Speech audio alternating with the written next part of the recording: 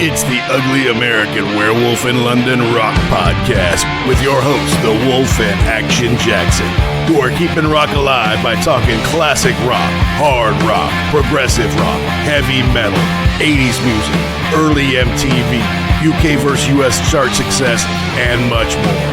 This is the home of classic album and live concert reviews and your place for interviews with artists and legends. You're rocking with the Wolf.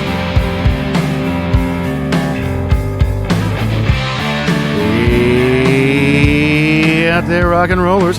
Welcome to episode number 220 of the Ugly American Werewolf in London Rock Podcast. Brought to you by me, your host, Mac B. the Wolf, and I will be joined, as I always am, by my partner in crime from the East Coast of the United States of America, Mr. Gary Action Jackson. And we appreciate you guys tuning in to the last two on Led Zeppelin's Physical Graffiti as it turns 50.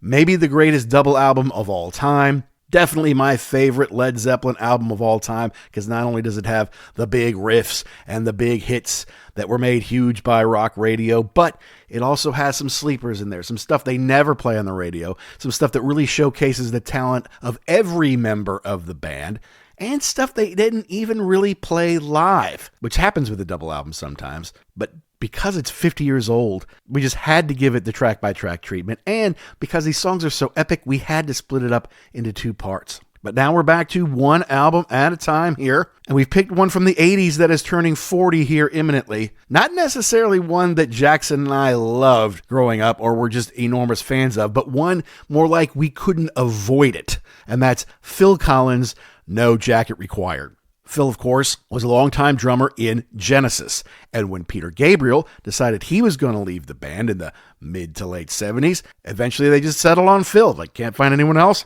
Phil can do it. Let's just have him do it. And then Genesis songs became more poppy, more radio-friendly.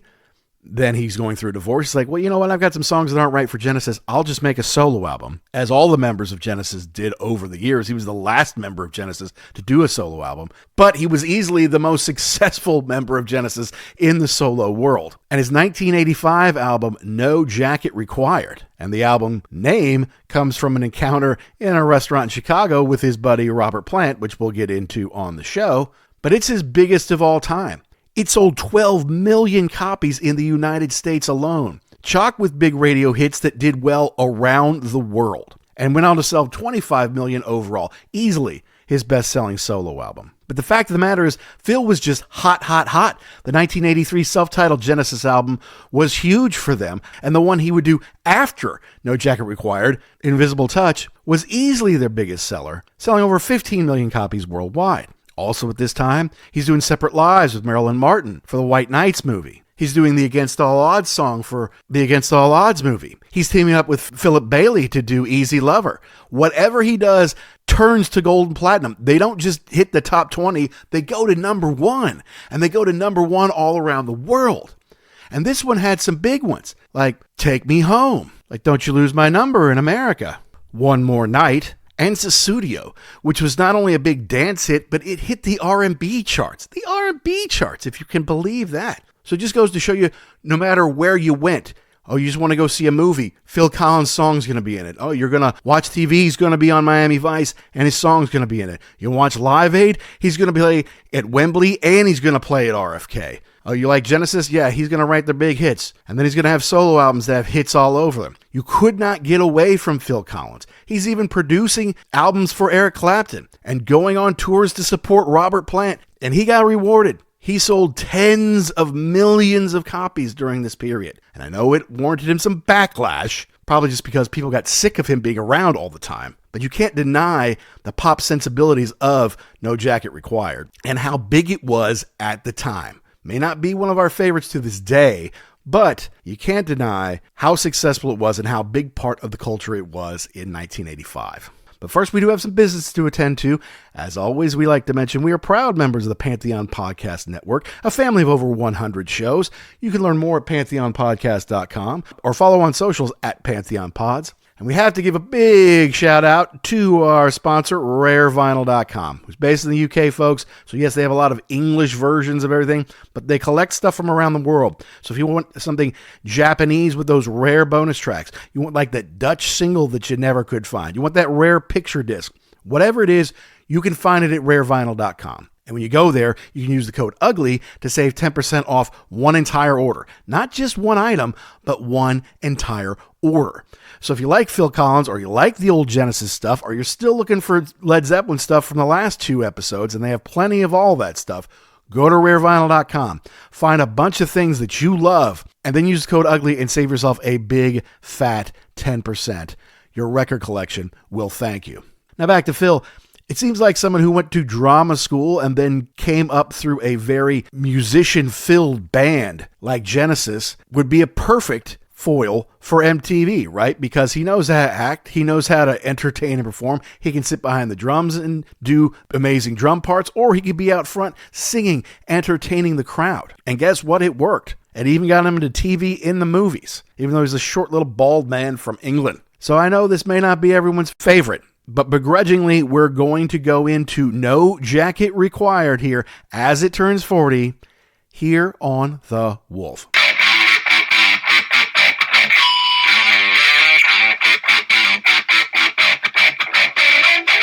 All right, well, let's go here because, I mean, this 1985 was an incredible year for one Phil Collins. It's like just going from like huge hit to huge hit, strength to strength. You know, he does about 4 songs outside of even his own solo album or outside of Genesis, and they're all like #1 hits. Plus, he has all these huge hits on his solo album. Plus, he plays both sides of the Atlantic for Live Aid. Plus, he just wrapped up touring with Eric Clapton in '84 so he could focus on his own solo album and finished up the rehearsals and stuff that he did, the producing he did for his album Behind the Sun, Eric Clapton's album Behind the Sun, also turning 40. He was just busy, man, and he's on Miami Vice. I mean, he is the busiest dude in rock music at the time. Yeah, at this point in time, everything he touches turns to gold. Literally, like you said, he's producing, he's acting, he's doing the band stuff with Genesis, he's doing his own stuff.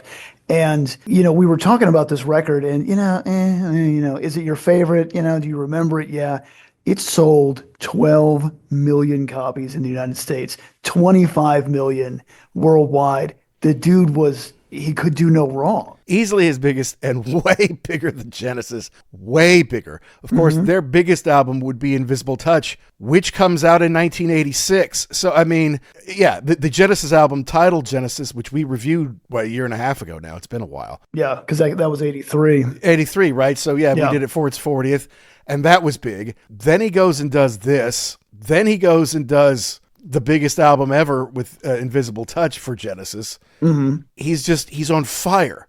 Okay, not to mention, this comes out in February of 1985. In March of 85, he wins a Grammy for Against All Odds, right? The song that he did, which went to #1 in the US and #2 in the UK. And then the album comes out. It debuts at #1 in the UK, only 24 in the US, but eventually goes to #1 for 7 different weeks, not all consecutive, in the US and 5 weeks in the UK. Plus, he's the 15th person ever in the US to have the #1 album and the #1 single, because he had One More Night hit the #1 of the US chart and his album was #1. But he did the same thing in England that year because Easy Lover hit #1 on the chart while his album went to #1. You figure too, like, you were talking about he had his solo stuff. He did the Genesis record in '83. He does Against All Odds. There was some other big song that he did from a movie. Like, he never went away. Like, he was always doing something. He was always Separate Lives from White Nights. There you go. Yeah. Was huge. I mean, everything. Easy Lover. Yeah. Went to #1 in the UK. #1 Cashbox 2 on Billboard. But see, it came out in November of 84 in the US. It didn't come out until February 21st of 85 in the UK. And I guess that was something he did. He would do things, he'd do one single first in the UK and the other single first in the US. It looks like something that he did. It's not completely rare, but it always kind of was strange to me. It's like, this song won't do well in the UK market, but we'll release it in America. We'll give them something else. And they often would have the same B-sides and then switch them, for the next, for doing it the opposite way the next time, So, I don't know. So I'm just going to say, to me, Phil was kind of a comedian, right? The way he did his videos, and he went to drama school. He went to like acting and performing arts school. Music was kind of his love, but I feel like he was always kind of this natural performer. It's shocking to me that a short, bald man could be the most popular person in pop and rock during an era where there's Prince and Michael Jackson, and you got Bruce for like the, working class man. And then eventually you have all these like hair poodles, men and women, throughout the 80s. And there's this guy with like the baggy pants and the receding hairline who's only maybe 5'2" or so. Unstoppable. Yeah. And can belt them out too. Like you'd never think, this guy who looks like a friend of your dad's is going to be this huge pop star. And I understand it was the time, but the fashion was just ridiculous too. Everything's oversized. Even the suits were too big. It was just silly. But I think that was his deal, is that he never pretended to be the heartthrob or anything else. So he pretty much played to being like a comedian. He didn't, except if you look at all of his like solo album covers, they're all like of his face up real close. It's like you'd think he'd get some kind of an artist to do something cool or whatever, or something funny, but it's always like just his face. And this one is like, they put him in the orange and they put like some water to look like he's sweating, to look like he's hot, kind of thing. Like he's really pissed off. And we can get into why he called it No Jacket Required. But yeah, it's like, that's a 25 million selling. Still one of the top 50 selling albums in America of all time. And then it makes it even more disturbing when he does, and I think he did it for Face Value also. They reissued them with his current face in 2015, 16. Yeah, that's I didn't need it the first time. I definitely didn't need it the second time. Why would you do that, man? That's so not good. But yeah, no. So yeah, in 84, he's kind of finishing his touring commitments. Genesis. He's working as a producer and playing drums on Clapton's Behind the Sun. Earlier in the decade, he was touring with Robert Plant. He just gets out there and works because he was a drummer. And he won a lot of acclaim as a drummer in Genesis, especially when Peter Gabriel was doing the vast majority of the singing. But this album, not all the songs have live drums on them. And it's kind of weak. For a guy who had this reputation as an amazing drummer, and I think well earned. I would think as a drummer, he should be embarrassed by this album. There are definitely a couple of tracks that are forgettable, especially in the drumming department. Everybody was playing with the Roland TR-808 at this point in time. I think it was the new thing. I think it cost like $3,000 or $4,000 at that point in time, which was unheard of. So like normal people didn't have it. This was just for like professional recording folks. Right. And I think it was like, oh, well, everybody else is using it. I need to use it too. And, now I'm the front man out here. So yeah, I don't need to play drums all the time. Right. I can flex it out. So the ones that don't have the real drums, I do not like. But over 2 million sold that in the UK. The only album to outsell it in the UK that year was Brothers in Arms.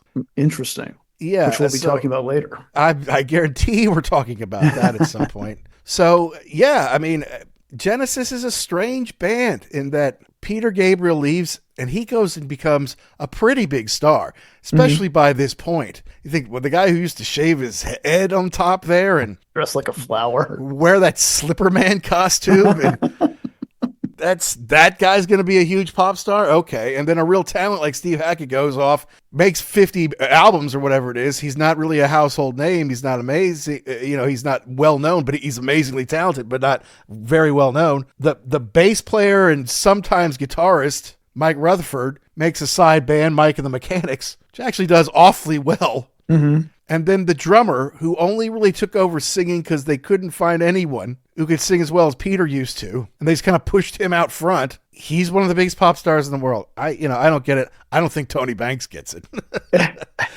I think it still flabbergasts him to this day. But the fact of the matter is, he used the usual suspects to help him with this. I mean, Daryl Sturmer, who basically took over for Steve Hackett in the band, not a full-fledged member, but touring member of the band, and helped him write the songs and record a lot of this stuff. And also a little bit of help from Chester. He toured with him. He and Daryl both toured with him.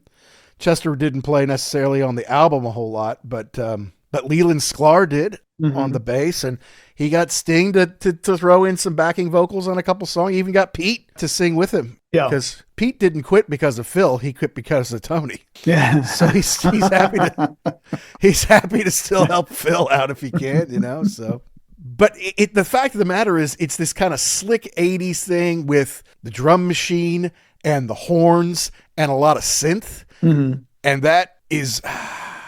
First of all, it puts you in a time capsule. It can be very hit or miss. It can be like, wow, that is some incredible pop music. Or it's like, wow, that is cheesy and generic as everything out there, and I hate it. But it seems like he figured out how to strike the balance for the most part. Well, you figure that, you're looking at this thing. I always like to look at how many singles were actually released, because sometimes you think something is a single and it's not. What do you have, 5 on here, I think? Maybe 4 official, but I'm telling you, there was some radio songs. That's where I get kind of, things run together in my head, because you figure, well, that was an official single. Well, no, not really. But you're right. Every single one of the singles was a hit that came out, and a big hit too. That's right. Yeah. And he's working with Hugh Padgham, who's had this huge career. And worked with everybody out of England around this time. Huge bands like the Bee Gees and the Police and Peter Gabriel. And yes, he did Genesis, Abacab, the 1983 Genesis, and Invisible Touch. So he's working with him during this whole thing while he's blowing up the world. Padgham's by his side. He's also with like Elton John and Hall & Oates and Paul McCartney and Mike and the Mechanics, of course. And he did Synchronicity and Ghost of the Machine. Okay, do you really need to know a whole lot else? Spandau Ballet, Psychedelic Furs, Split Ends, Tears for Fears. The early Yes's drama album he was the producer on. I love that record. He worked with Zappa. He worked with so many people. But yeah, if you did all those Genesis and all those Phil Collins records, people were like, yes, please come and make my album have 3 or 4 hits on it, please. So yeah, it's baffling to me that he was a pop star, but then listening to these songs and going back, I don't think I was ever really a fan of this record because it wasn't hard enough for me at that point in time. Right. But you can't deny there are some of these things and we'll go through the tracks, but there's something like you can't deny the pop sensibility that it has. Like, it just gets in there, and everybody was listening to this, and you could listen to these songs anywhere too. Like, your parents could listen to it and they're like, oh, this is catchy. Like, the words don't mean a whole lot. If you want to make a record that appeals to a lot of people, this is it. Well, it worked. It super, super worked. And man, yeah, he he killed it. He clobbered it out of the park. It's so much so that it eventually sparked a bunch of vitriol from people. Like, people talk about how they hate Phil Collins and how cheesy he is. I understand when you have success, people are gonna take shots at you. I think it's because people couldn't get away from him even if they tried at this point, right? Because he was just ubiquitous. He was everywhere. Right. He did so many tour dates that year too. You figure too, like this record was probably still going when Invisible Touch comes out in '86, I think. Yeah. Or was it 80, or was it 87? I don't remember, but it's 86. Yeah. 86. So he literally from the beginning of the 80s until probably the mid to late 80s, he just didn't go away. He just kept churning in one form or another. Well, no, yeah, that's right. And he kept touring hard too. He toured Europe pretty well. He went to Australia. He went to Tokyo and other parts of Japan. He did a lot of dates in the U.S. In Canada. And then he wound up, And the whole thing with Live Aid, I understand. I remember it being such a huge deal that he was going to do the show or do the part of the show at Wembley into a limo, onto not just the plane, but the Concorde to fly across the Atlantic while this show was still going on and then end up at RFK. Yeah, that was pretty huge. It was huge. And I guess they invited Power Station to do it without Robert Palmer, with Michael DeBar. Right. Mm-hmm. To do it too. And they said, nah, I don't think we're going to do that. They elected not to do it.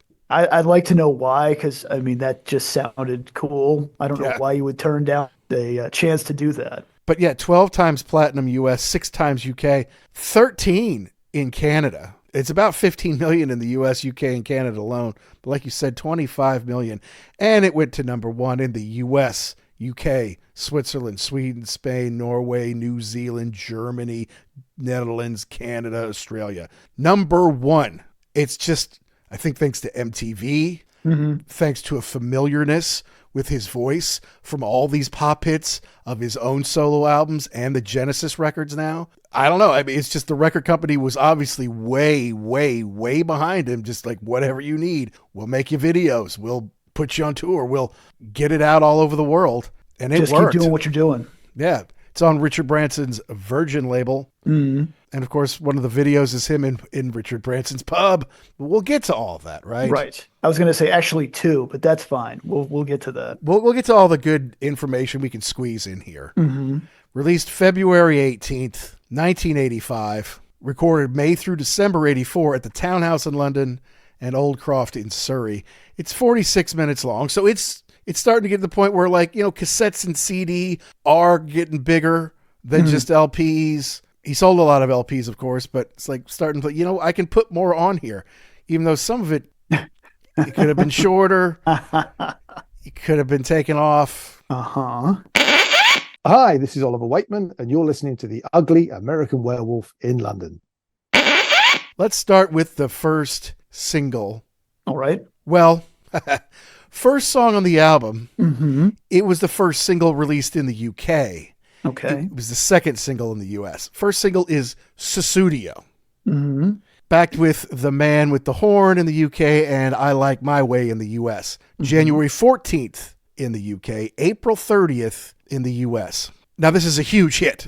Correct. It's complete nonsense. Yes. And I feel compelled to say, because I can't not now, this is Sussudio. A great, great song. A personal favorite. Patrick. every time I hear that, and every time I either see anybody who I think is a little bit like off the boil, that's like acting crazy. It's all I can think about. This is Sussudio. And first of all, don't tell me it's The Man with the Horn. I don't want to ever hear that song again. I want to hear Rat Race from Phil the Show. Life is a Rat Race. Yes, it was changed.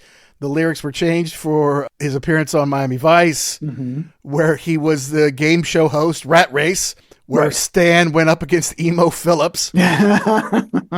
Phil rigged the game so Emo would win, and then he basically took all the money from Emo and got in with some bad drug dealers. But huge hit, 12 UK, 10 mainstream rock, number 1 Billboard, number 1 it went to. 30 adult contemporary, 4 on the dance charts. People, white people, I guess, like boogie into this. But somehow it was number 8 on the US Hot R&B. Now, how is that even possible? I don't know. And I've heard this song countless times, and it comes on, and I just thought I really wanted to listen this time to think about this. This is so catchy, it's ridiculous. Like you said, the lyrics don't mean anything, but everything about this is catchy. The beat, the horns, the chorus that doesn't mean anything. You cannot. There's no way you're going to listen to this and just say it's just catchy. It just gets into your head.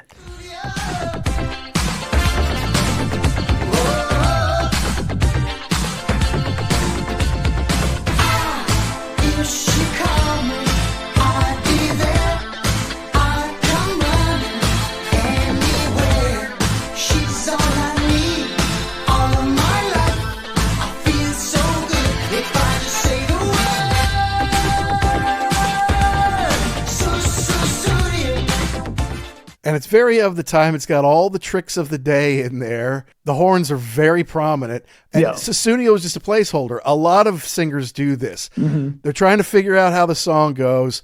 Like, okay, I'll scat here for a minute, or I'll just put in some kind of generic thing, and then I'll come back later and fill it in with whatever we decide, it is. And you go, Sussudio. I'll just figure what that is. Yeah. And these later, it's like, well, there's nothing else that fits. So guess what? The song is Sussudio.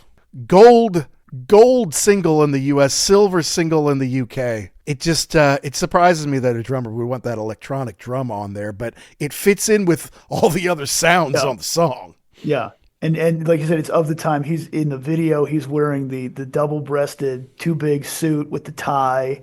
Right. You've got both the bass and the guitar that have no headstock, which I hate. But that was that was of the time also. Yeah. Just they're and at the beginning too of the video, isn't it like they're giving him a hard time? Like there's two people and they're clapping, hey, thanks. But all of a sudden they spark into this one and the place is packed and everybody's jamming. Yeah. Well, and Daryl and Chester are there in the video with him at Richard Branson's pub, the Princess Victoria in Shepherd's Bush. I honestly don't know if it's there. I've been to Shepherd's Bush, but I wasn't looking for the Princess Victoria while I was there. I have to think. I was going to ask you this when I put that note down. Like that's a high rent place, correct? I mean, to the best of my knowledge, yeah, but I could still. I don't think Richard Branson would own a dive. Well, that's right. Yeah, a lot of people criticized it. I mean, although people loved it. And I liked it back in the day. I mean, I have to admit, what am I, 11 when this comes out? Yeah. 12 that summer. My mom liked Phil Collins. So if my mom liked it, right. I was going to hear it, Yeah. And, she thought he was funny, which he was. He's a good actor. He's an entertainer.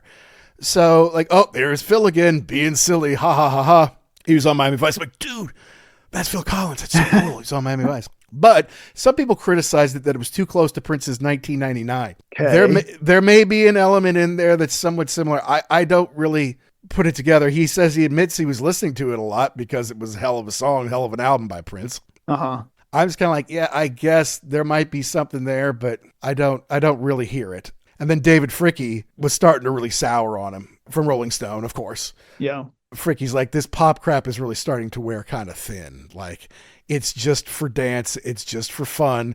There's no depth to it. And this great drummer is using a machine. Tracks. Yeah. And I will give him all of that. All of those points are true. But again, I think this was a song that everybody could listen to. It was, you could have it on in a business. You could have it on, like your parents listened to it. It was on the radio all the time. It was infectious. And I can see how you would say this is almost kind of cheating by putting all these tracks in, but hate all you want, dude. Well, I mean, yeah, because you're right. If it's 10 on mainstream rock, that means the rock stations play it. If it's number 1 on Billboard, it means the pop stations are all over it. 30 on adult contemporary means, your slow parent station has it. 4 on the dance tracks. 8 on the R&B. R&B stations are playing it. So, yeah, it went to number 1 in Peru. It went to number 1 in Panama, where they like to dance. So, yeah, I mean, hats off to you, Phil, for taking some nonsense and turning it into a global hit. Well, I'm sure when you're jet setting all over the world, both in your personal and business life, I don't think you really care what somebody from Rolling Stone has to say about this. Yeah, I guess in England, he's the second richest drummer there is after Ringo Starr. All right. But let's move on. Okay. To Only You and I Know. Oh, all right. Now, I should point out that he writes the lyrics on all these songs. Uh-huh. And that he writes most of the music, but not all of it. Right. And Daryl does write the music on this one. And we're going to see a pattern here in a little while, but okay, yes, go on. I have very little on this one. This is horrendous. This song is just an absolute because there is nothing about this that's unique. Phil did not do the music. I just said electronic cheesy opening. Sounds like the whole thing was made on a Casio. Like it's just somebody hit track or hits one or something, and then this is just fine. We don't have to do anything else. So my notes are more synth and horns. Yeah. So 1985, it sucks. That's my note. Yeah. And then I put mixed messages, communication issues, and mixed feelings. That's the lyrics. I mean, I guess. I mean, sure. No, I look at the lyrics for these things to say, okay, well, what is he talking about here? His lyrics, for the first couple of solo albums, because he had been going through this divorce, they're very personal and they can be kind of a downer. Well, now he's married to his second wife, Jill, who I believe is Lily's mother. Okay. And was she is she by any chance a model? I don't know if she was a model or if she was like on TV somehow, but okay. Was she way more attractive than he could have ever gotten in a regular life? Lily is absolutely beautiful and charming as she can be. So, I mean, yeah, I mean, if you if you show me a picture of Phil Collins now and a picture of Lily Collins, like that is grandpa, these people are not related, But yeah, it's basically some back and forth with a woman, kind of like, we really only want to hear the things we like to say. But if I said to you, please don't do it, you do it anyway. Or I ask what you see in me, you say our love is blind. And when I run away, you always cry, you always overreact. But I don't know if you know how you really feel. But you better know before I get back. It's like, okay. Easy.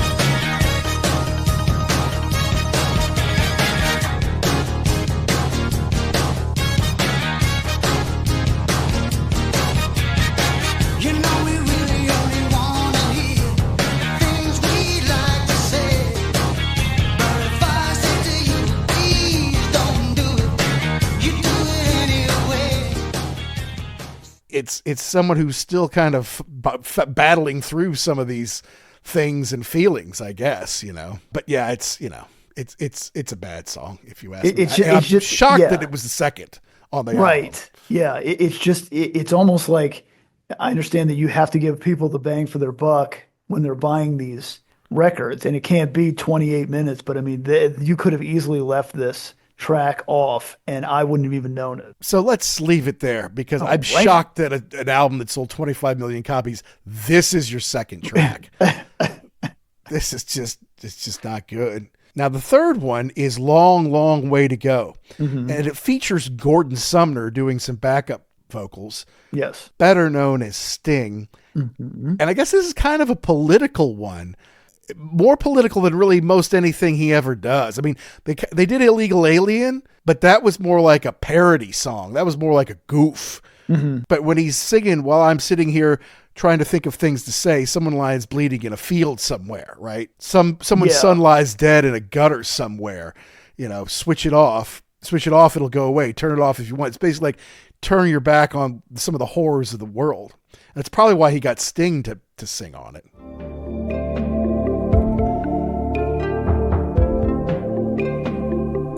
Turn it off if you want to. Switch it off, it'll go away. Turn it off if you want to. Switch it off, or it'll go away.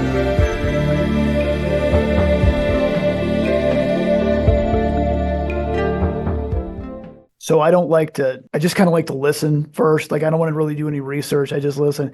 And after about, 4 seconds, I'm like, this was in Miami Vice. It has to be. And sure enough, Sons and Lovers, season 2, episode 22, May 9th, 1986. Last one of the year. Yeah. Jan Hammer probably should have gotten a writing credit on this, because that string, not string, but that beat that's in there is very Miami Vice. That was either he ripped it off or they used it a couple more times in other instrumental pieces, because this just sounds very of that series. Well, 3 songs from these sessions from this album appear in Miami Vice. Mm-hmm. We'll go through that though. So, but he had to bury a friend and son. That wasn't Valerie. That wasn't Pam that died in that, was it? I can't remember. Oh, that was his, who are you talking about in the show? Yeah, in the show. That was Tubbs' family. Oh, his brother. No, I thought it was he buried a friend and his son. No, he buried his wife or whatever and his own son. Because that was Valerie then, right? Who the hell is Valerie? Pam Grier. No, that was later. No, that was later on. No. This was early. This was what's his name's either wife or daughter, Calderon. and he killed them all. Oh, right. Yeah. Okay. Because this was really early this was only season 2, and then they have the funeral where the guy they're all standing around, and then the guy comes with the limo with the flowers, and he hands us Ricardo Tubbs. I'll be back. Scary. Great cliffhanger going into the summer. Mm-hmm. It sounds a little Asian to begin with. Yeah. So I don't know if he's talking about Vietnam or what he's kind of flashing back on there. But a political song for Collins, especially this time, doesn't really seem to fit. Yeah, this was a very odd addition to this record because, most of the other stuff is just real fluffy, let's all be happy. And this was pretty heavy duty. And then, you're talking about Sting. You can kind of hear him at the beginning, but then as you get later on, he starts to sing like a response to Phil, and then you can really hear his voice.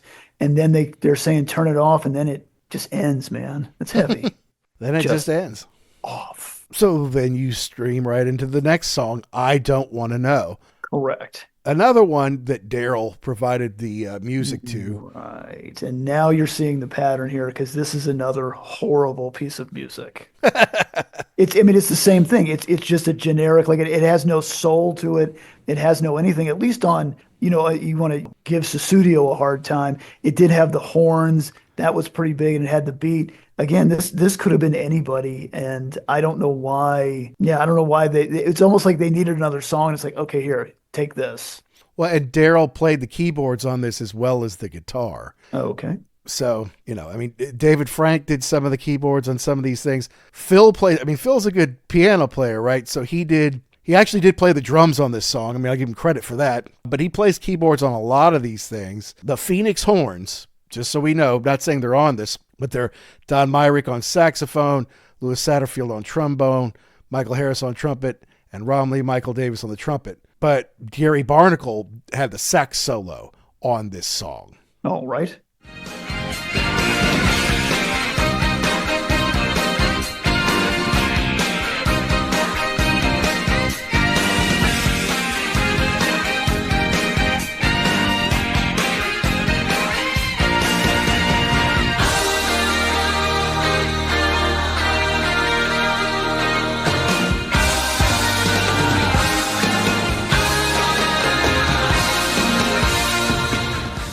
Just an FYI, everything you said is true. It's generic. And what's weird to me is that all the songs are almost the same identical length. If you look at the run times, 4 minutes 23, 4 minutes 20, 4 minutes 20, 4 minutes 12. It's like you're just chopping this up super fine, all of them ready for the radio. And yet some of these are so bad, they're never going to get played on the damn radio. Yeah, of that, you've got one that's 5:14 and one that's 5:51, and everything else is right at that same mark. Yeah, perfectly made for FM radio. That's right. So I don't want to know any more about I Don't Want to Know. Yeah, we can move on. That's fine. Let's just move on to the last song on the first side, One More Night. Mm-hmm. Okay, now this is a huge hit again, and this is kind of the reverse of what happened in January and April for Sussudio. Sussudio was released January 14th in the UK, April 30th in the US.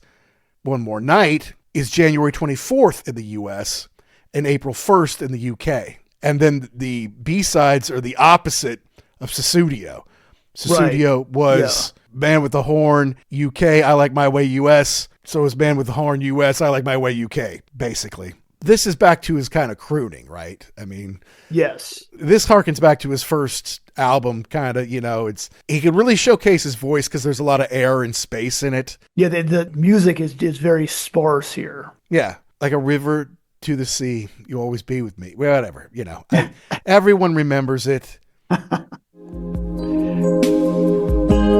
I was wondering, should I call you? Then I thought, maybe you're not alone. Please give me one more night. Give me just one more night. Oh, one more night. 'Cause I can live forever. But Now, once again, he's on top of the world again with this. Right. And this was shot at the same bar, the Princess Victoria. Only it was black and white and not color, so they kind of messed it up. And I think they shot them like back to back. I have to go back and look. He may be wearing the same clothing. It probably did. I mean, why not? You got the place, right? So right. Go ahead and do it. Number 1 Billboard, number 1 adult contemporary, number 4 mainstream rock, number 4 in the UK, but it went to number 1 in Canada. And once again, gold single US, silver single UK. So it doesn't even matter when they come out. They come out at opposite times, and the same thing happens. You know, he could do no wrong at this point. And now he's out touring it and singing these songs live to people, and they're all over it. Yeah, and on this one, there is the drum machine, but I don't hate it because, like I said, this is a showcase for his voice. Exactly, and he's not going to be able to play drums live while he's sitting at the piano playing this. Or maybe he's just standing up under the spotlight, crooning it, that way. That's fine. This is a song for girls or the sensitive types, which we really weren't. Like, we can appreciate that that's a good song, but it's not like you would let your friends hear you singing, "Give me one more night," when you were 12 years old. What are you listening to? Nothing. What are you talking about? Although you do have to have the buttery sax solo from Don Myrick. You do. They ripped that thing open, added to the flavor of the track. Yeah, that helped, I guess. I don't know, helped make it more 1985. Right. But so it's weird because you've got 2 huge hits, 2 cheesy, forgettable, synth out dance junk. And then you've got a political one with Sting. Yeah. Which they used on Miami Vice. That's a mixed bag. And we're only halfway through. Yeah, it really, the two outliers are very strange. To me, like I said, to me, they feel like placeholders or time wasters on this deal. It is strange that even if you take those 2 out, you got these giant hits with the political message in there. I know. And I don't even know if you would really have gotten that the first time around, but you kind of get into the lyrics and what are we doing here? I know. So that's the first half of a 25 million selling record, folks. But the second one's going to bring you some questions as well. All right. Did me anyway. Now you start off the second side with "Don't Lose My Number." Mm-hmm. I remember this being really, really big in the U.S. It was the 3rd single, but it was only released in the U.S. There was no UK release.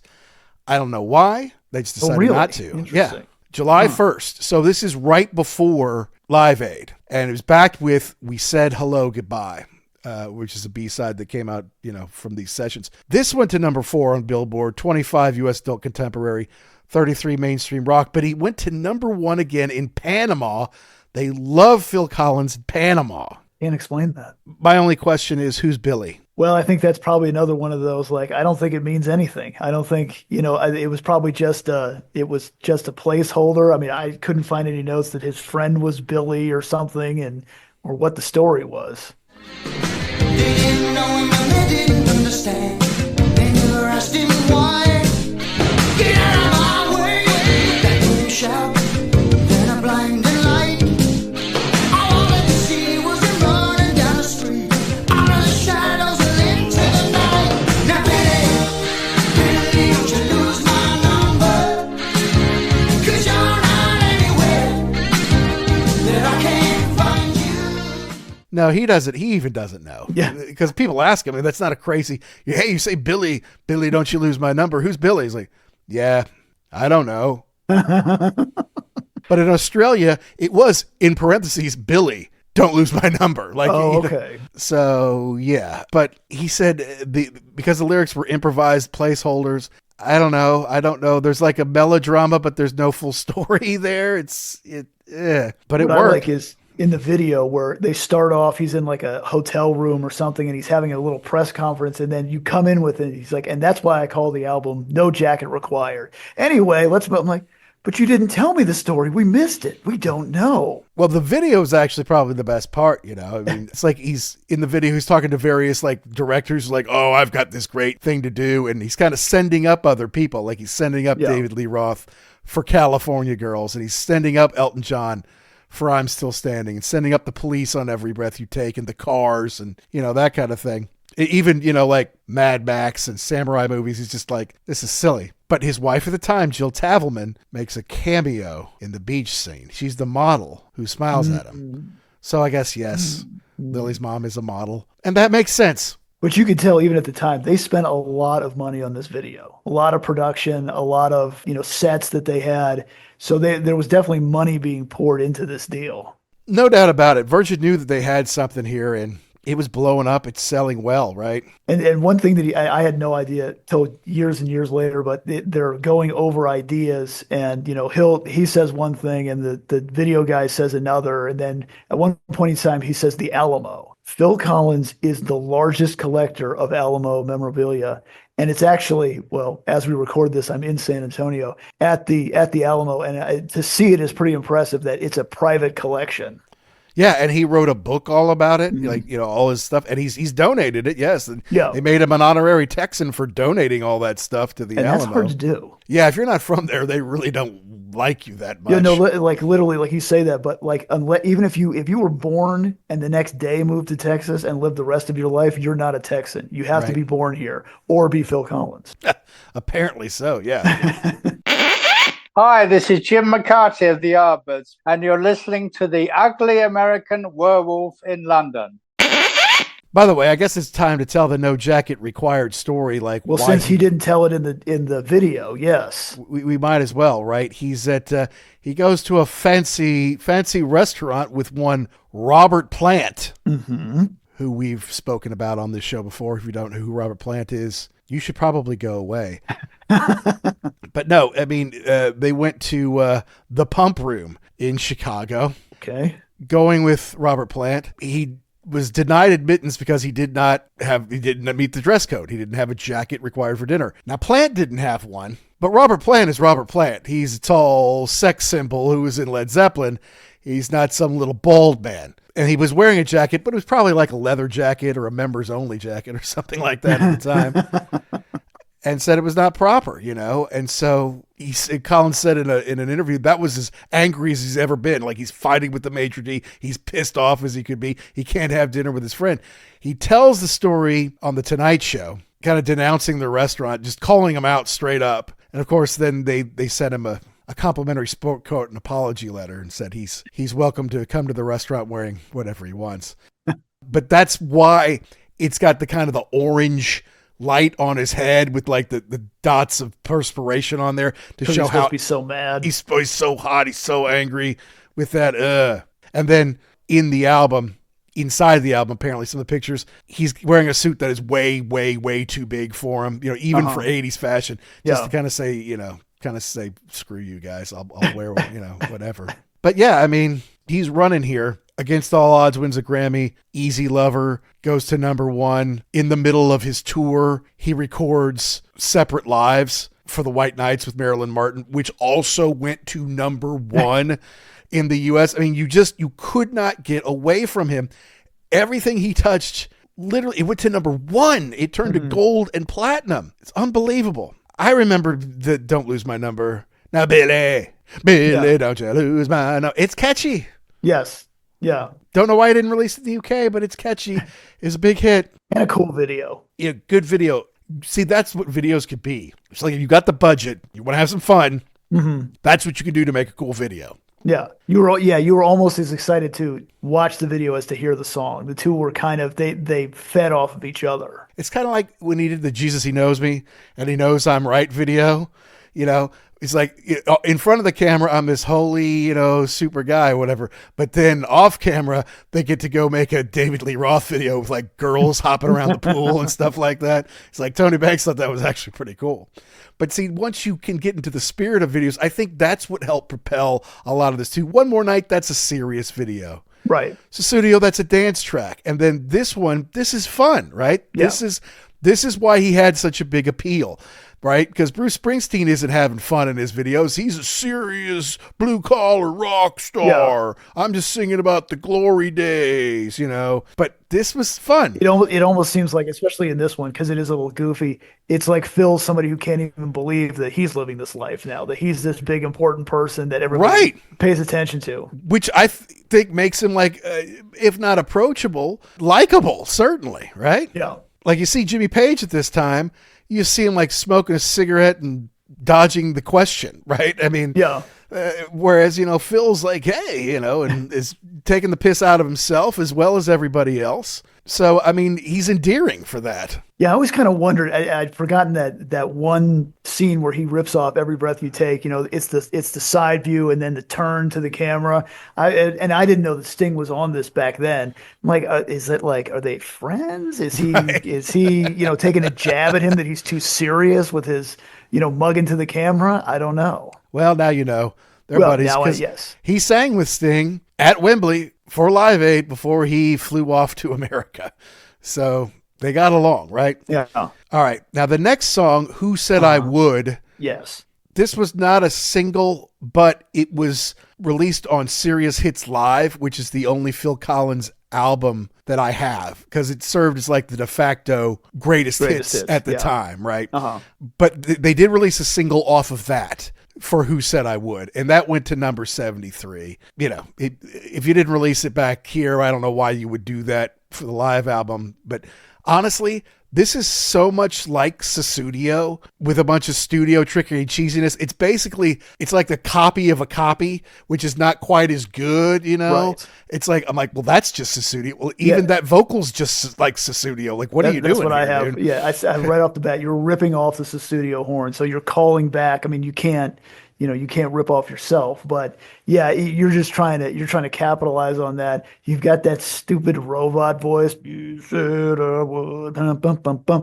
It's just, yeah, we're back to cheese again. But I mean, if you like Sussudio, you're probably gonna like this one too. Well, that's right. Yeah. I mean, if you like Sussudio, it's basically the same song, just not as good, is the way I would describe it.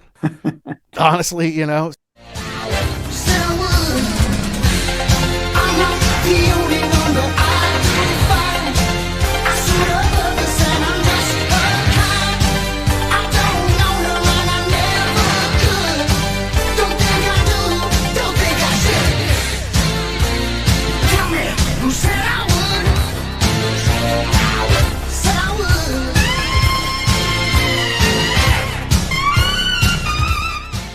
all right, you're already retreading. We're only 7 tracks in and you're retreading already. So the 8th song is, or third on the second side, is Doesn't Anybody Stay Together Anymore? Mm-hmm. Phil did the music with Daryl on this one. And I don't know. What do you think about this one? It's okay. I mean, Yeah. it's got more of a structure than some of the other songs, which is fine. More of its own identity. I mean, I could take this one or leave it.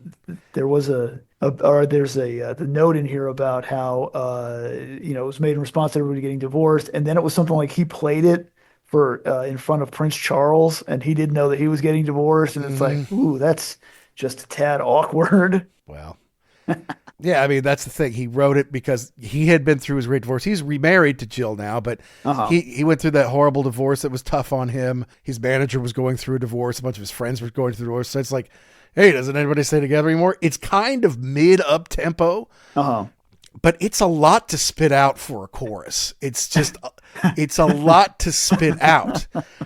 And the build to the chorus is also just like Sussudio.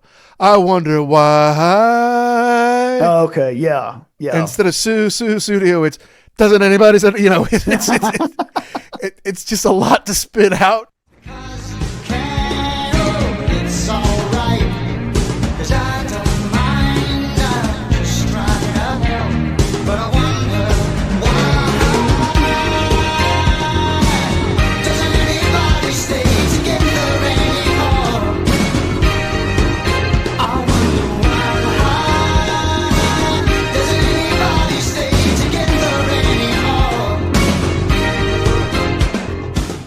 And it's very weak 80s to me. Yeah. There's nothing that stands out about this one. There really isn't. And you'd think that's kind of relatable. Like, a lot of people in the 80s got divorced. That's just a fact. The culture had really changed. Yeah. And plus, if you're middle class and all of a sudden there's no more unions and you can't hold a job and there's all that kind of stuff, a lot of people are going through hardship in the 80s. Everyone's talking about, it's Wall Street and cocaine and MTV. It's like, yeah, a lot of people suffered in the 80s, so all that money could trickle up to Wall Street, but that leads to stuff like divorces. So you would think a lot of people go through this. It's pretty relatable, but the song is just too weak to do it, I feel like. Yeah, I don't ever remember hearing this one before doing this show. Unlike Inside Out. Inside Out was not a single, but this definitely got radio play in the U.S. I'm going to tell you, I forgot this one was on this. I mean, I remember the song, but I didn't remember it was from this album, only because this was the time where it was like, you can really play Phil Collins or Genesis. Where does this track fit in? I always liked this one. I thought it was kind of cool. He's playing the drums, real drums on this. It sounds like Phil Collins playing. Mm-hmm. This was a surprise, a welcome surprise on this deal. Yeah, and Don Myrick's back for another sax solo, so yeah, can't deny him there. No, it's cool. Yes, Phil's playing a little keyboard on this, but I was surprised it wasn't a single, to be honest with you, because I definitely heard it on the radio. I remember this one a lot. Yeah. The synths are super 80s, but you're right. I mean, it's real drums. So to me, this is a keeper. It's like, well, thank God, finally. Yeah. It just seems like you've got huge hits and then you've got what the hell. Yeah. And this is fillers, basically. Yeah. I mean, and so this is closer to huge hit than filler. If you ask me, I was definitely familiar with the song and I still think it stands up today as a decent track. And I think that's why at the beginning of this deal, we were talking about the number of singles. I really thought this was a single, but I guess not. Never officially released. There are airplay singles. I mean, you get paid for it, at least in America. So, I mean, if a lot of people play it and then you get requests for it and then it kind of moves up the airplay charts, that will get you paid. Yeah. I don't think it seems like a different system in the UK, but. Ooh, I'll help myself. It's up to me and no one else. But till I'm ready, just keep out of my way. Inside out. Ooh, you got me inside out. Oh, inside out.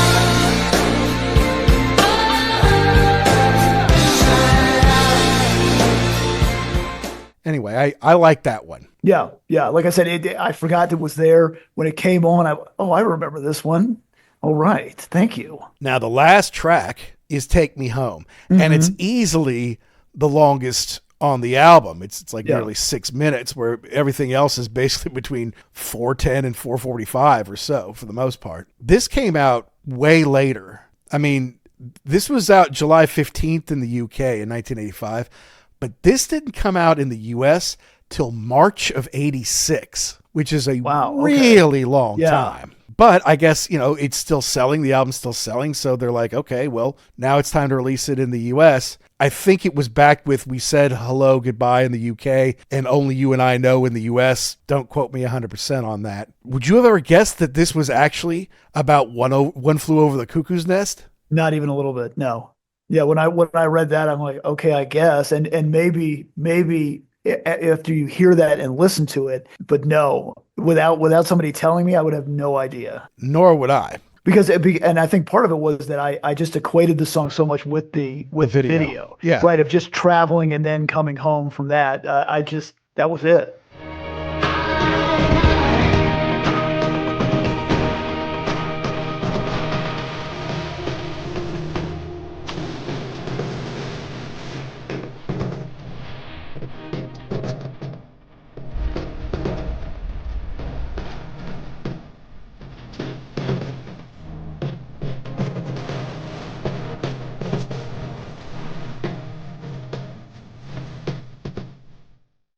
Because the video I thought was pretty smart. You're traveling all over the world for this tour. Get him lip syncing in front of the Sydney Opera House, right? Get him lip syncing in front of the Hollywood sign or whatever. Get him lip syncing in front of the Eiffel Tower or, in front of Big Ben and Parliament, whatever it is. Get him lip syncing in Japan, all these famous places to kind of show that, he had this huge tour and he's got this song now. Look, I've done out and good my work, so please take me home. Yeah. Because I don't remember. And to me, that was a big deal. It was a big deal to see all these exotic locations. Like, oh, you're right. This is so cool. Like, the Eiffel Tower and Big Ben and the the Hollywood sign, Japan. I don't really know where they were in Japan, but you knew it was there. China, all over the place. To think that one person could go to all these places, that was pretty spectacular. Well, that you're absolutely right about that. I remember being blown away with that. Wow, man, he really did tour the whole world. Sometimes a world tour is like, Europe and England and the US and 2 dates in Canada. It's like world tour. I'm like, well, that's kind of North Atlantic tour, but okay, fine. No, he really did do all that. And I totally agree with you. It gave him some clout. Like, yeah, Right. I am an international superstar. Look at everything I did, Yeah. in this half of a year or whatever. You're right. I can't think of the song without thinking of the video. I can't. Yeah. And then of course, the end, he gets back he leaves from his house in, I don't even know what car that is, some old, like, beat down looking thing from the 60s. He comes back and, the wife is yelling at him, Where you dinner's been? ready, you're late. Yeah, where you been? Yeah, oh, just like names off all Sydney, places. Paris, Tokyo, And she New says, York. oh, down at the pub. And he just kind of looks like, if you only knew. Winked again, yeah. But once again, this is a big hit. 7 on Billboard, 2 on Adult Contemporary, 12 on Mainstream Rock. Only 19 in the UK, so that's not great. But he's got Sting and Peter Gabriel. Uh-huh. I can pick out Sting. I had a hard time picking out Pete. Same, yeah. I saw his name on there, and I was trying to listen, and it's probably in the background somewhere, but nothing you could put your finger on. And also Helen Terry, who I guess she sang a lot with Culture Club. Like if you hear a woman on a Culture Club song, that's her. But yeah, so you wrap it up with a huge one. And honestly, although it's a little long, it's a little repetitive. Take. Okay, we get it. You want to go home. Take. Yeah, we got it. Okay, fine. But it's a good song. It's a good way to wrap up the album. Which is interesting because when I was looking through this, I just listened to the whole thing, and then We Said Hello Goodbye is after this. It was on the CD, it was a bonus track, and I just thought to myself, why would you put another song? That's perfect. You're on their way out. This is it. Bam, end of story. Well, that's the way the album originally ended, and that was just a bonus track. Because you talk about sequencing, this is where you want to go out, what you want to go out with. That's right. And it went out on the Prodigal Son episode on Miami Vice. Okay. Another season 2 episode. I always liked this one though. And I watched, it wasn't that long ago. It was about this time last year that I watched every single Miami Vice episode over the course of, it probably should have taken me 3 months. It probably only took about 5 weeks. You get rolling on it. And I'd I'd probably lose sleep. I'm like, okay, look, I because you take out all the commercials, the only thing is you can't ever skip the intro because no, absolutely that's not. got the theme music. Absolutely not. You Yeah. can never do that. I would skip the end credits a lot of times unless I really needed to see some actor's name and I couldn't catch it in the opening credits. Yeah. Maybe I'd skip the end, but you never skip No. the opening song. That's crazy, Yeah. I always like this one. I'll admit it's a little cheesy, for my heavy metal hard rock heart. But you can't deny the hook. It just hooks into you, and it's just that it's got universal thoughts to it of being away and then coming home, and it starts slow and then builds to the end, and then that's just it. That's the end of the record. Yeah, I mean, he knew what he was doing writing these songs. He did, and whoever put the video together knew what they were doing too. The idea, because you can't do that later. You can't say, hey, you know what we should have done? Yeah. We should have, in front of every one of these incredible landmarks, have you still sing the Take Me Home song. No, they did that. They thought it through. They planned it out. It paid off huge because that video is inextricably linked to the song. Like I've already said it, can't think about the song without thinking about the video. Right. Now, The Man with the Horn is really not that good of a song. I mean, That's why honestly, I said that's why I don't want it anymore.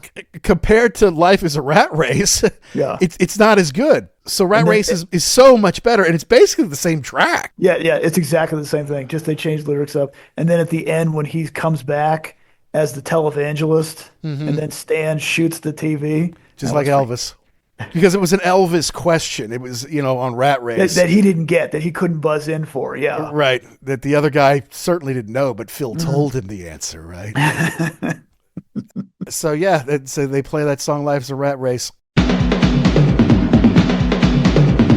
Life is a rat race, chasing easy money. Life is a rat race, chasing your tail. Life is a rat race, the land of misgood honey. Running the rat race, you never fail. Easy money's gonna come your way, baby. Easy money's gonna break your heart.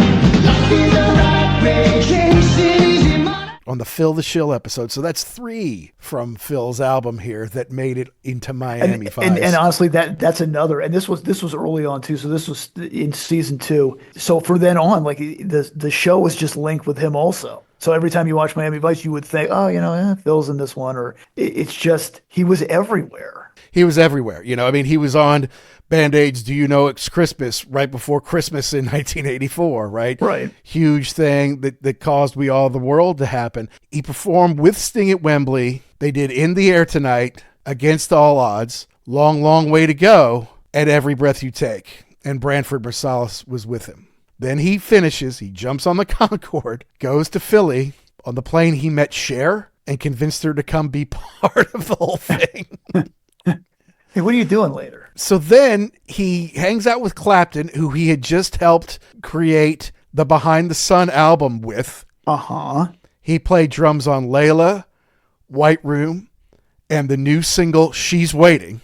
Mm-hmm. Then he performed Against All Odds and In the Air Tonight in America. And then he joined Jimmy Page, Robert Plant, and John Paul Jones. Just a little sit-in gig. Which, of course, has been just destroyed in the press, by Zeppelin fans, and by Jimmy and Robert. The critics blame Collins. He said Thompson was racing through some of the performance. He blamed Tony Thompson, who's got to be a better drummer than Phil is. I mean, as good as Phil ever was he Tony Thompson? No. I don't think so. He rushed a song? No, I don't think so. He said in the middle of the thing, I remember I actually thought, how do I get out of here? I don't know. Look, it raised $70 million that day, so that's a big deal.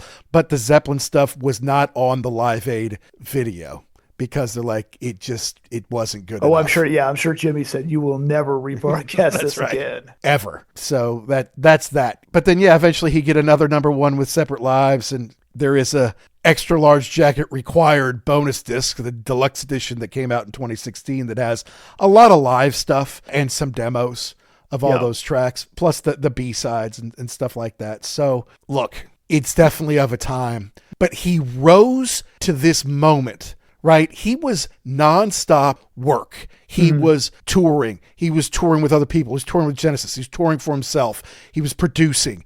He was writing songs for films. He was doing duets with all sorts of people. He was doing covers. He was acting. He was. Didn't he start? He starred in at least one movie, I remember. Oh yeah, was it not Bugsy? But it was something like that. It was it Buster. was Buster. It was Buster. Yeah, that's right. Yeah. Where he wasn't just in it. He was the lead.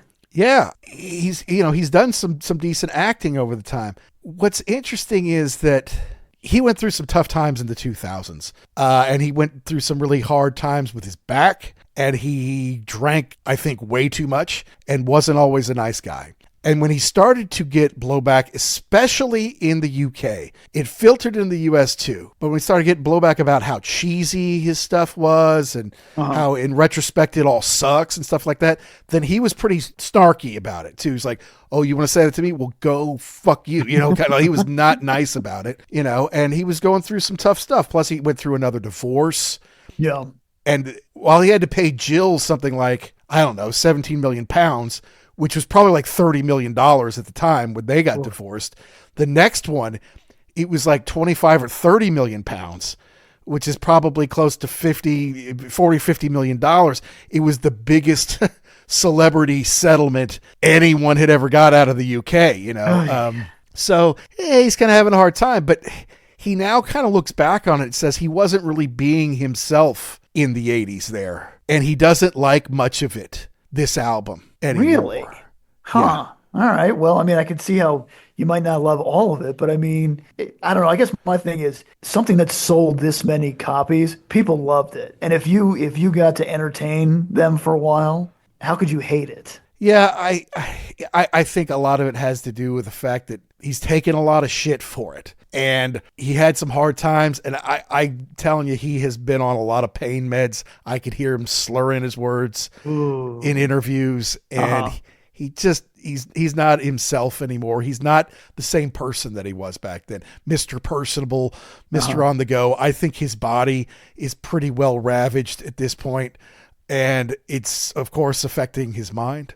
which is sad because he was incredibly successful. He owned the 80s, and especially this moment in time, 1985. Yeah. Top of the world. You could not have been any bigger than Phil Collins, unless you're Michael Jackson, but he ran away from it all. They're like, Michael, we love you. And he would just retreat to Neverland and do whatever he was doing at Neverland. I kind of feel like Bruce Springsteen was the same way. Like he had a huge hit, but like you never saw him do commercials, or he was never on the talk show circuit or anything. He did his music and then he went home. Whereas Phil was all over the place, doing acting, TV. He was everywhere. And that's part of the burnout. And that's why there was so much backlash. And Tony even says it. He never went away. He was up in everybody's face all the time. It's the way Tony puts it. Right? Because, they didn't make a Genesis album every other year.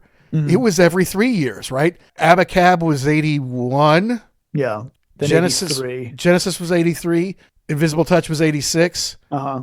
But We Can't Dance was until 1991. Right, correct. Yeah, that was a big layoff there. Whereas, through the 70s, it was every year and sometimes twice a year. That's kind of just the way it was. But you think about it, he did Abacab in 80 and his solo album, Face Value. Mm-hmm. Face Value was early 81, right? Duke was 80. Face Value was 81. Abacab was later in 81. Oh, jeez. Hello, I Must Be Going was 82. Genesis was fall of 83. They tour into 84. Then he helps Clapton make Behind the Sun. Then he releases No Jacket Required 85. Then 86, he's back to Genesis with the biggest album they ever did. And don't forget those Robert Plant records too. Right. So, the man is unstoppable at this time. He worked. Okay. Say what you want. He worked. He worked hard. Mm-hmm. And why wouldn't you when all this was out there for you? Right. Some people might be bitter about it, but honestly, why wouldn't you when you've got all this going for you? Right. Yeah. Just keep it rolling. And that's why when I saw this thing come up for the anniversary, I'm like, is it our favorite album? No. But you can't deny the impact it had on it. And like you said, you can't deny how on fire he was at this point in time, and everything he touched was a hit. Everything. Oh, let's collaborate with one of the songwriters from Earth, Wind, and Fire. Okay, Philip Bailey, yeah, sure. That's a huge hit. Okay, we need you to do this thing for Against All Odds. It's a movie. It's pretty serious. Okay, well, I'll give it a shot. Let me get my piano. Huge hit. Need you to do Separate Lives with Marilyn. Oh, okay, yeah, well, all right, fine. I'll give it a shot. Huge hit. He couldn't be stopped. And the record companies are to blame for oversaturating him because record companies don't know anything about music. And as soon as something's a hit, more. You want more of that? Yes. Yeah. Let's crank out more of that. Yeah. And he's got a band. Okay. He can do his band. He can do solo stuff. He can do side stuff. We can put him in movies. We can put him in TV. We can put him on the stage. We put him on tour. It's amazing he made it through it, to be honest with you. And I honestly, as cheesy as I think a lot of his music is, I really don't like the people who hate on him. I really don't think it's that cool. Well, especially in retrospect too, because I guarantee you, anybody who was hating on him, if you were listening to this in 1985, you were cranking it. You weren't saying that at the time. Well, Noel Gallagher still says it. Well, Noel Gallagher was what? He's Mr. Grumpy Pants anyway. Everything sucks except for the Beatles and him. And him, basically, right? I know. Yeah, there was the Beatles that started rock and roll, then crap, then me, then more crap. That's about right. Yeah, that's right. Yeah. Anyway, Phil, we wish you only the best, to be honest with you. I really hope that your life is okay, that your health is better. I saw you play your second to last show ever with Genesis at the O2. Your son Nick was awesome. And I get to check the box that I saw you, or at least your corpse. But you cannot deny the body of work as far as the career goes. And this is the high watermark for his solo career, certainly for sales. And I think the tour was huge for him as well.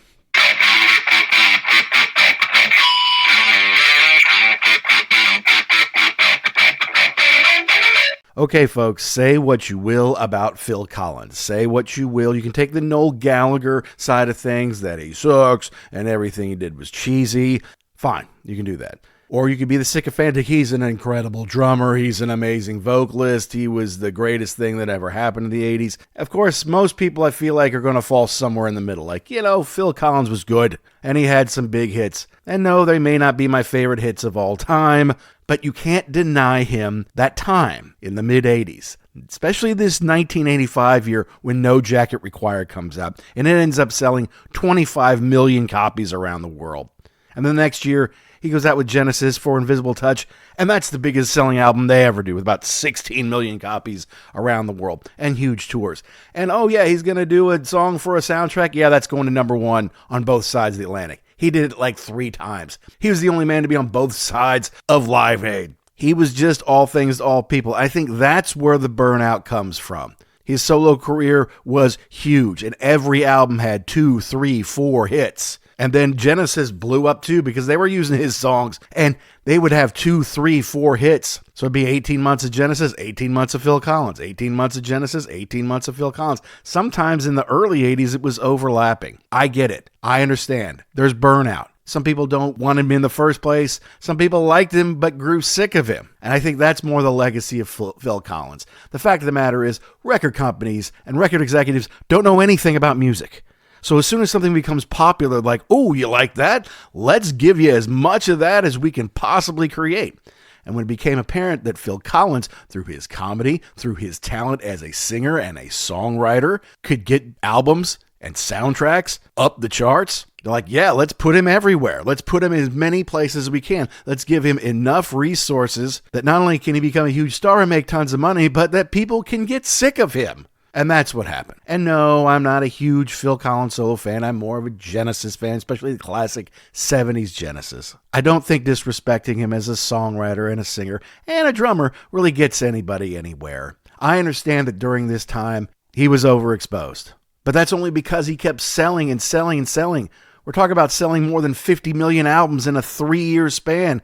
That's unbelievable. And it was part of the fabric of the music we grew up with in the 80s. Not to mention, he was a big part of 70s Genesis, which is a really cool era that is often overlooked, despite the incredible talent in the band. Overshadowed by this huge 80s pop juggernaut that Genesis became once Phil's solo career really kicked off. So say what you want about Phil Collins, say what you will about No Jacket Required. I know it was all over the radio and all over MTV when I was growing up in the mid-80s. Love it or hate it, it's part of the fabric of our culture. And sorry, Noel Gallagher, as much as I love you, I think your take on Phil is just a little nasty. But we want to know, did we get something right? Did we get something wrong? Did we miss the point? Did we leave out your favorite part? Email us and let us know. It's uglyamericanwerewolf@gmail.com. Let us know the bands, the albums, the tours, the DVDs, the books, the rock properties you want to hear us talk about here on the show. And we need you to make sure you download and subscribe wherever you get your podcasts. And if you're thinking about it, folks, hey, give us a positive, a 5-star review. It means the world to us. It helps us find more rock and rollers like you.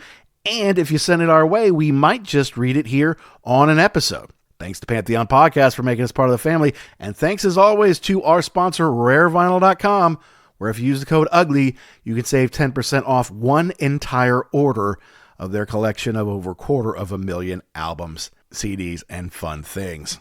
That's it for this week. And I promise the next album will not be a Phil Collins album. Or will it? Will he play a role in it? Just not sing all over it? That could be an interesting question. If you want to know the answer to that, you're going to have to stay tuned. And to all you rockers all around the world, be cool and keep doing what you do to keep rock alive.